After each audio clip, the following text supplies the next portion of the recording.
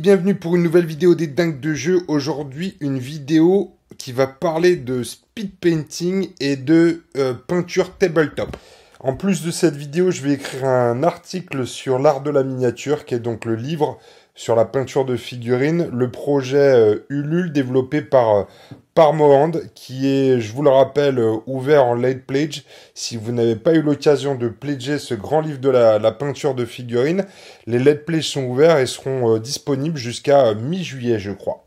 Alors pourquoi est-ce qu'on m'a sollicité pour la peinture de figurines? J'ai pas la réputation d'être un très grand peintre, par contre j'ai la réputation d'être une putain de machine, les amis. Quand je me mets à peindre, je peux faire une armée dans le week-end et ça me fait vraiment pas peur. Donc je vais partager avec vous tous mes petits secrets de fabrication. Voilà, c'est des petites astuces utiles quand on s'attaque à un nouveau projet, qu'on commence une nouvelle armée ou un nouveau jeu. Ça permet d'avancer extrêmement rapidement. Alors pour définir le speed painting, je dirais que c'est le meilleur ratio entre le temps passé sur une figurine et le résultat obtenu. Et ça, on va l'obtenir en optimisant en fait toutes les étapes du processus de la figurine, depuis le montage jusqu'à la sous-couche, basage, etc. et la finition des socles.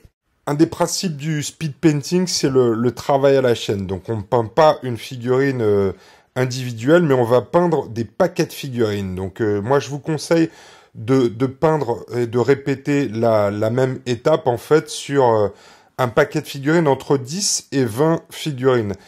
En dessous de 10, on va manquer d'efficacité dans le poste de travail.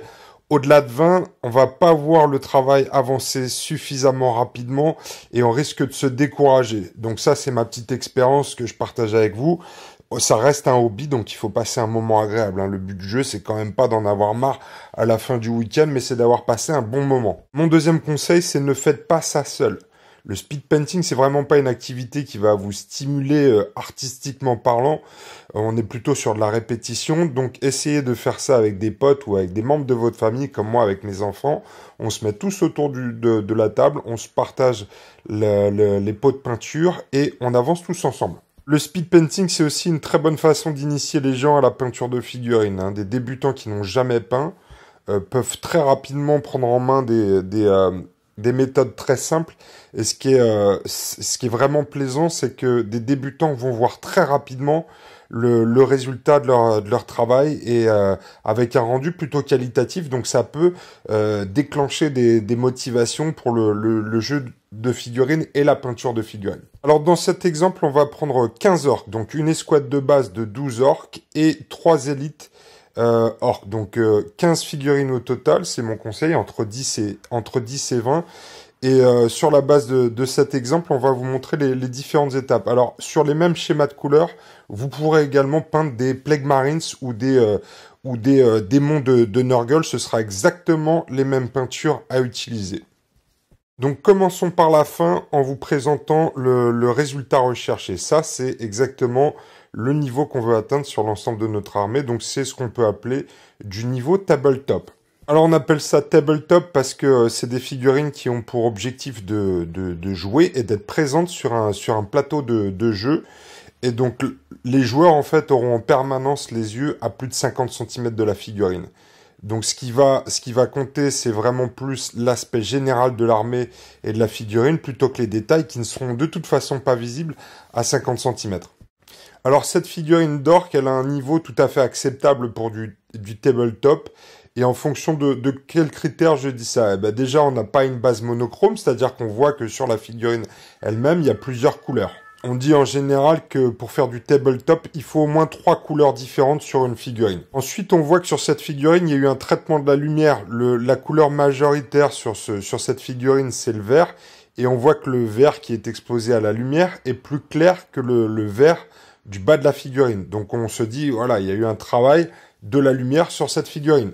On voit également que sur le socle, il y a de la roche, il y a de la neige, il y a de l'herbe, donc il y a de la texture, ce qui va donner du volume à la figurine. Donc en quelques secondes, l'œil et le cerveau vont scanner cette figurine et face à la multitude de choses qui se passent dessus, le joueur va se dire « c'est une belle figurine ». Le peintre a dû passer pas mal de temps dessus, il s'est vraiment cassé la tête pour arriver à ce niveau de rendu. Or, en fait, pas du tout.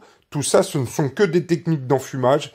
et il y a maximum 5 minutes de peinture sur une figurine comme ça. Le secret, encore une fois, c'est d'optimiser vraiment chaque étape depuis le montage de la figurine jusqu'à son vernis final pour tirer en fait le meilleur de chaque étape du processus. Il faut que ce soit visible. Il faut que tout ce que vous fassiez sur la figurine soit le plus visible possible.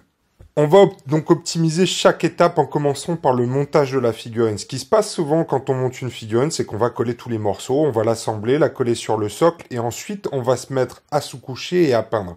Là, ce qu'on va faire, c'est réfléchir en amont à tous les éléments qu'on peut sous-coucher séparément pour pouvoir avoir un rendu optimal. Là, par exemple, le socle de la figurine, il a été sous-couché séparément. Vous voyez que le gris, je l'ai eu en un seul coup, juste en sous-couchant le socle séparément.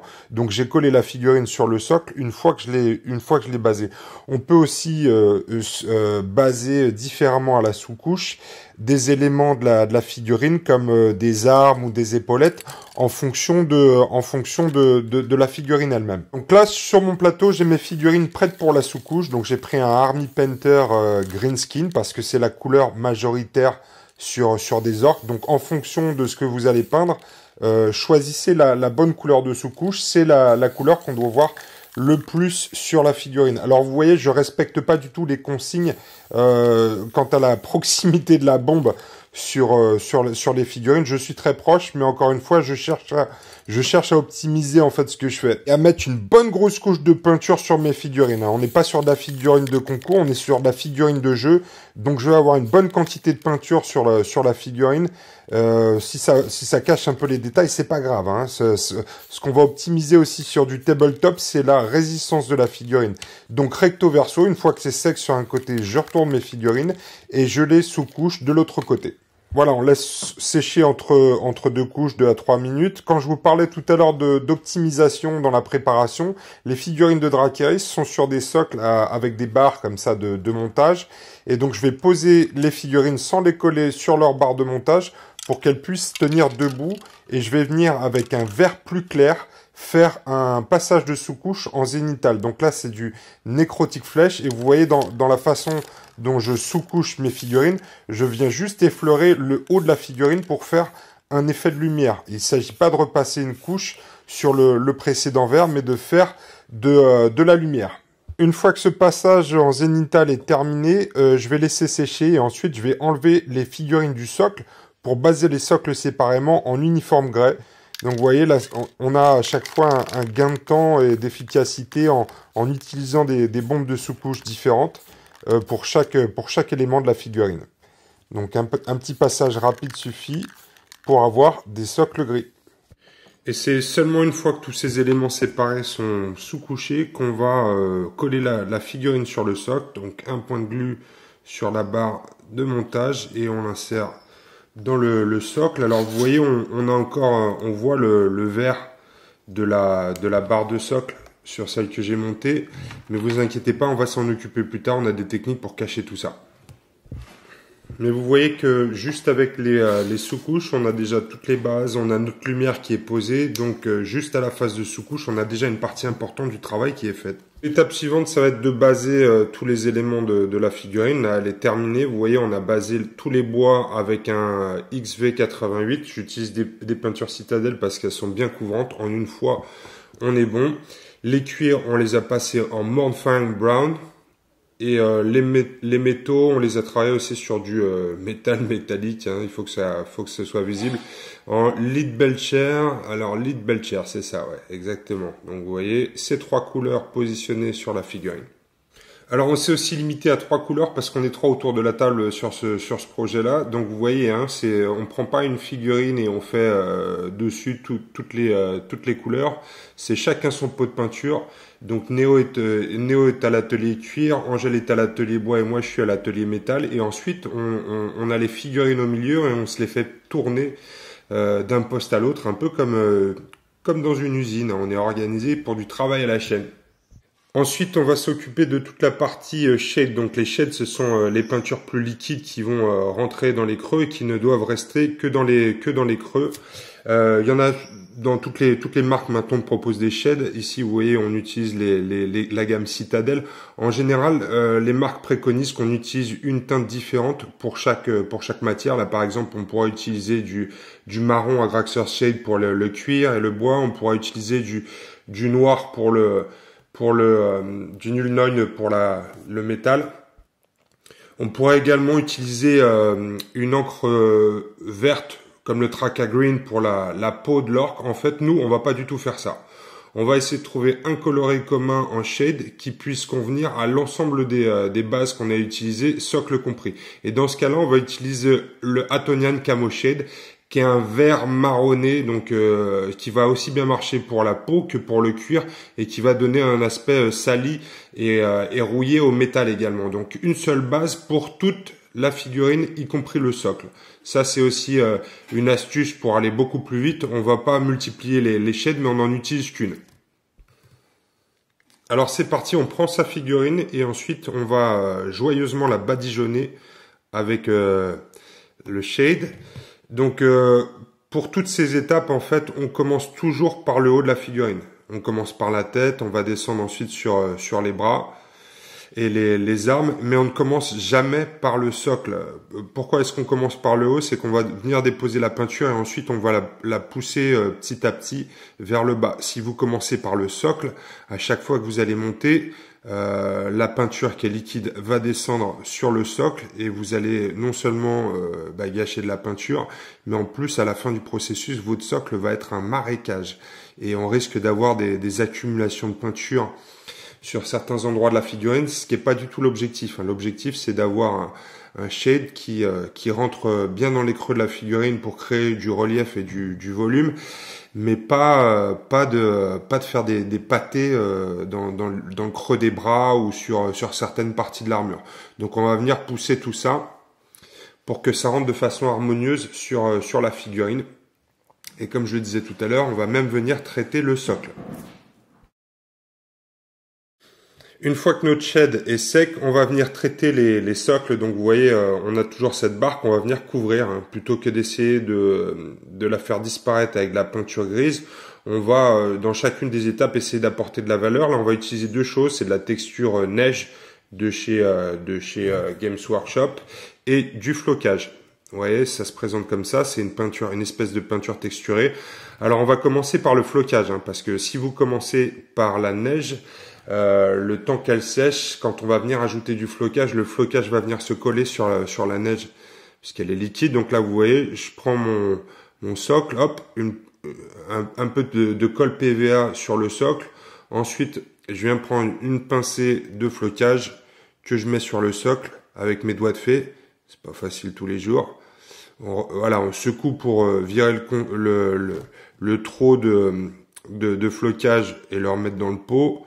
J'ai mis une grosse boulette de colle, donc je vais revenir faire la même chose de l'autre côté. Vous voyez, si moi j'y arrive avec des mains comme ça, c'est que tout le monde peut le faire, il n'y a pas de souci. Hop, allez, pour la route.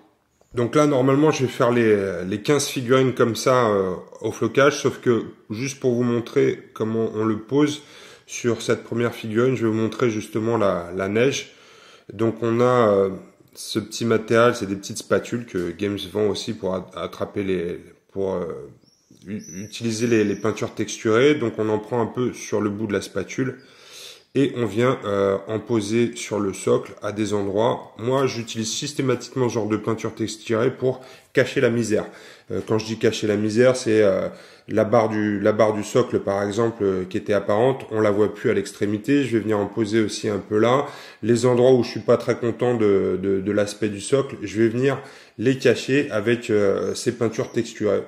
C'est pour ça que j'appelle ça la technique cache-misère. Et non seulement on cache la misère, mais en plus, au final, on a un rendu qui est plutôt joli, surtout pour du tabletop, comme on dit. Sur une table, ça va claquer parce que c'est bien visible le blanc et on sait que c'est de la neige, on sait que c'est de l'herbe. Donc, encore une fois, l'œil va se dire, putain, il y a du boulot sur cette figurine. Pas du tout, c'est que de l'enfumage, les amis. L'étape suivante, une fois que le socle est texturé, c'est de venir faire le tour de la base du socle en noir. Donc là, encore une fois, j'utilise du Abaddon Black. citadelle, riche en pigments, donc un passage suffit. J'utilise un pinceau vieux et foutu, parce que la pointe est large, donc en un seul passage, normalement, je devrais pouvoir traiter toute la largeur du socle, en fait, de la zone que je vais traiter. Donc vous voyez, on donne une seconde vie aux pinceaux qui ont déjà bien servi. Et en un passage, comme ça, je vais venir faire tout le tour du socle. C'est une étape importante que souvent on néglige, mais ça permet de faire ressortir tout le travail qui a été fait sur cette figurine. Donc on voit beaucoup mieux le travail du socle, les couleurs de la figurine ressortent vachement mieux quand cette petite bande noire autour du socle est faite. Donc voilà, ne négligez pas cette étape. En plus, si vous êtes agile comme moi, vous pouvez en profiter pour vous peindre les doigts, vous faire les ongles avec. Voilà, n'hésitez pas à en tartiner un peu partout, hein. Une fois que le socle est terminé, il ne nous reste plus qu'à mettre une couche de vernis en bombe sur la figurine. Ça, c'est un truc que je fais systématiquement aussi. Mes figurines vont voyager. C'est du tabletop, donc elles vont bouger, elles vont voyager, elles vont tomber par terre. Je vais marcher dessus. Donc, il faut vraiment essayer de les protéger au maximum. Donc, une petite couche de vernis. Après ce processus, c'est de la protection. Voilà, les amis, vous savez toutes les astuces des dingues de jeu. En temps cumulé sur une figurine, quand on travaille comme ça à la chaîne, c'est moins de 5 minutes de travail. Donc abattre une armée dans le week-end, c'est pas un souci. Alors bien évidemment, vous allez passer un peu plus de temps sur les personnages ou sur des éléments plus visibles sur la table. Voilà, vous avez toutes les bases pour vous lancer dans un projet titanesque, peindre une armée en un week-end. N'oubliez pas de faire ça avec des potes ou en famille, c'est encore plus drôle. Voilà les amis, n'hésitez pas à nous dire ce que vous pensez de cette vidéo. J'espère qu'elle vous sera utile. En tout cas, je vous dis à très bientôt pour une nouvelle vidéo sur les dingues de jeu. Salut les amis!